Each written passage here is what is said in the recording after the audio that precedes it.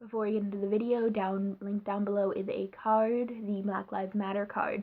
It will lead you to various places to donate and lead you to various ways to help out. This is not something we can stop talking about. We have to keep talking about it. Share whatever resources you can, boost and uplift Black voices, and don't stop. Hello, welcome back to Stardusted Reads. I'm Chris, and today I am going to be recommending 7 books with Sapphic characters. So a video like this was actually one of the first videos I ever made. I will have it up in the cards up here. And I always meant to make this into more of a series, and I ended up taking that break for basically my entire first year of college. And I never got around to making another one, so I figured now would be the perfect time to pick this up. I'm probably going to end up naming the series 7 Sapphic Stories because I like alliteration, guys. It's very neat. If there's any glare in my glasses or if I just hold it up, this is my sister's tablet. I have all of my notes for what I want to talk about in this video on here, and you guys will probably be seeing this make an appearance in more videos because I find that when I loosely script my videos, that is when my videos are their best. The first book I'm going to be recommending is Crier's War by Nina Varela. It follows 2 girls. One is named Crier, and Crier is the heir to the Automata, which are a group of androids, essentially. And the other is Ayla. Ayla is a human girl who is trying to get revenge on the Automata after they killed her family. After Crier saves Ayla's life, Crier ends up offering her a position as her handmaiden. Ayla uses that position as Crier's handmaiden to gather information for the resistance. I'm sure you've heard of it in the past, but the reason I am specifically recommending this book is because of how great the romance is. So, Crier doesn't know that Ayla is a spy, but obviously Ayla knows she is a spy, and she views Crier as the enemy. This comes into play with the romance a lot. Crier often waxes poetic about how she feels about Ayla, and the majority of the conflict on her end comes from the fact that she is not supposed to be having these feelings whatsoever. And she thinks it is a flaw that she can feel this way at all. And so from the very beginning of her chapters, we get the idea that she's falling for Ayla, and it's just really nice to see, and it's written very beautifully. But with Ayla, she resists her feelings for Crier a lot, and it takes her longer for her to actually develop the feelings, and it just worked out really nice. I think the tension between the 2 characters was nice. I also just enjoyed the narrative tension that it created. The next book is The Henna Wars by Diva Yagadar. This is a young adult contemporary. It follows a Muslim lesbian, Nishat. She ends up going to a wedding. At that wedding, she decides that she finally wants to come out to her parents as a lesbian. However, when she comes out, her family asks her to stay in the closet, and she obviously has a lot of conflict about that. And in addition to dealing with her family issues, at this wedding, she ends up meeting a girl named Flavia, and they hit it off instantly. They have instant chemistry. She finds out that Flavia goes to her school, and the conflict between the 2 girls begins there when a school contest pits them against each other. But it is more than simply the contest pitting them against each other. They start rival henna businesses for this contest, and while this is a part of Nishat's culture, it is not part of Flavia's culture, so this is cultural appropriation, and Nishat has to deal with her very complicated feelings about Flavia after this happens. I am recommending The Henna Wars because not only does it have some very important reps, this is a romance without a white girl in sight, but it is also just a very adorable book. It is not a light book. There are definitely some heavier topics and themes that are discussed in this book, but it manages to capture such a feeling of hopefulness and lightness.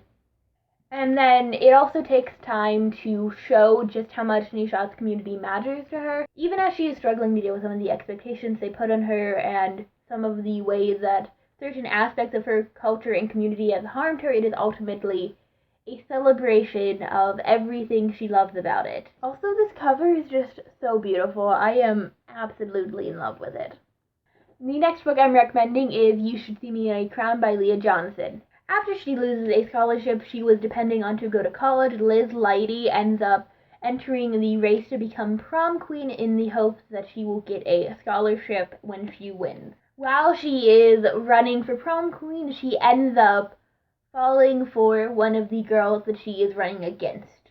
I'm recommending this for similar reasons to why I'm recommending the Hen Award. I read these books pretty close together. Both books had similar feelings of being light books, but dealing with certain heavier issues that I actually really enjoyed. It captured a feeling of joy and happiness that I think queer Black girls everywhere deserve to see and deserve to see themselves in.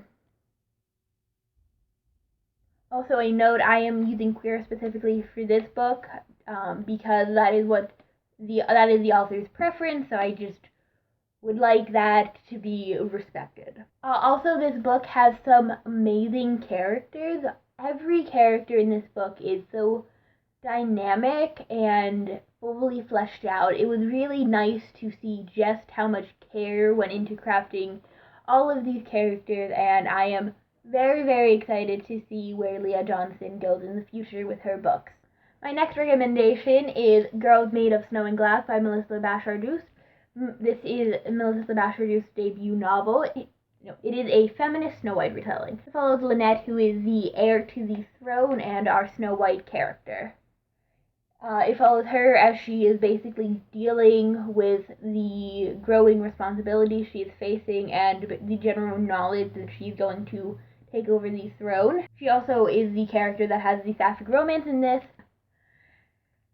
There's also a dual timeline narrative here where we follow Lynette's stepmother, Mina, about 16, 17 years in the past, where she meets the king and eventually marries him. It actually might have been 13 years. It's somewhere between 13 and 17. I can tell you that much in the very least. It's been a hot minute since I picked up this book. I am recommending this book for so many reasons other than the fact that it is Sapphic, and the main one is that this book is a celebration of love. It is a celebration of love between mothers and daughters.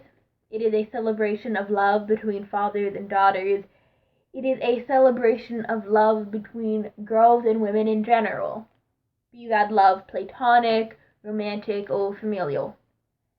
And that's just something I really love to see in books and all media in general. It also has a heavy focus on the restorative power of love, and I just adore that with all of my heart. It's an amazing book, and I know there's been a lot of hype for Girls Have Been Thorn lately. So if you've read that and you're interested in reading more from her, I do highly, highly recommend this book. The next book I'm going to be recommending is We Set the Dark on Fire by Taylor K. Mejia. We Set the Dark on Fire is the first book in a dystopian fantasy duology. It follows a young woman, Dani Vargas, who is about to graduate from the Medio School for Girls. This school trains girls to basically become the wives of men. In the society, there are 2 wives for every husband, at least for the wealthier men and the more powerful men. And so there's a primera and there's a segunda, and they have very different roles in the household. And Dani is trained to become a primera. However, after she graduates and she ends up marrying her husband, she is recruited by the resistance and blackmailed into becoming a spy for them, as they have uncovered evidence that she is an undocumented citizen on the island. As she spies for the resistance, she grows more and more disillusioned with the society and the government, and this only grows and furthers as she begins to fall for her husband's other wife. I am recommending this book because it is a exploration of how society treats women and marginalized women in particular. Dani has very little power in her society, and this is a story about her regaining her agency. It's about her finding hope, and it's about her helping change the world. It certainly isn't a light read, but it is a very hopeful read. It explores the need for hope and the ways even one person can help make the world a better place and can help change it. It is such an important read, and even if you don't pick up any of these other books, I highly, highly recommend picking up this one. The next book is Gideon the Ninth by Tamsin Muir. Gideon the Ninth is an adult fantasy that came out in September 2019. Gideon Nav is a foundling of the Ninth House. Her mother died getting her to the Ninth House, and Gideon knows very little about her mother and where she comes from. Gideon is raised in the Ninth House, and she is essentially an indentured servant for them. She dreams of escaping from the Ninth House, and she devises a plan to do so. However, her plan of escape is foiled when the leader of the Ninth House, Harrowhark Nonagesimus, challenges her and gives her the option of either escaping right now or they can fight. The incentive for the fight is that if Gideon wins, she will actually get Harrowhark's blessing to leave, and it won't be as risky for her. But if she loses, she has to stick around for a bit longer. She has to become the Ninth House's Cavalier Primary after the Emperor summons them to basically try to achieve this thing called lictorhood. We end up following her and Harrowhark as they go to this place called Canaan House and attempt to achieve lictorhood. If you do not know, this is actually where my tattoo comes from. This is one of the symbols of one of the 9 houses of this world.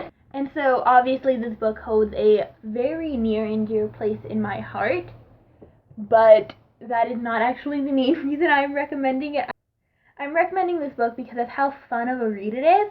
It takes a lot of the best elements of fandom and puts them in this book without losing the magic that makes them as amazing as they are. It is also a very, like I said, it's also a very, very fun read. It has a incredibly fast pace and dark humor that I personally really enjoyed. I know it is not going to be for everyone. And more than just being that incredibly fun read, it is also incredibly fun to talk about and discuss. I am actually in a Discord server that is dedicated to the books, and I have so much fun talking about the books with other people who love them, and I just 10 out of 10 recommend Gideon the Ninth. Pick it up. Our 7th and final book is The Priory of the Orange Tree by Samantha Shannon. This is another adult fantasy novel. It is an epic fantasy standalone novel. It has multiple different perspectives, and one of those perspectives includes a Sapphic character and a Sapphic relationship that she gets involved in. The thread that connects all of these characters and their perspectives is dragons. It is a dragon book. I'm sure you've heard of that. I'm sure you've heard that this is a dragon book. The reason I'm recommending Priory of the Orange Tree is that a lot of people don't actually know it's Sapphic, which I think is a bit, I don't know, that just blows my mind. People still don't know this book is Sapphic, because I still see people being like, oh my god, Priory is Sapphic, and I just will scream at the top of my lungs that this book is Sapphic. It is an adult Sapphic standalone fantasy, and you should read it. You should read it. If you are looking for more Sapphic stories, I highly recommend picking up any of these books, and that is all I have for today. I will see you guys in the next video. Bye!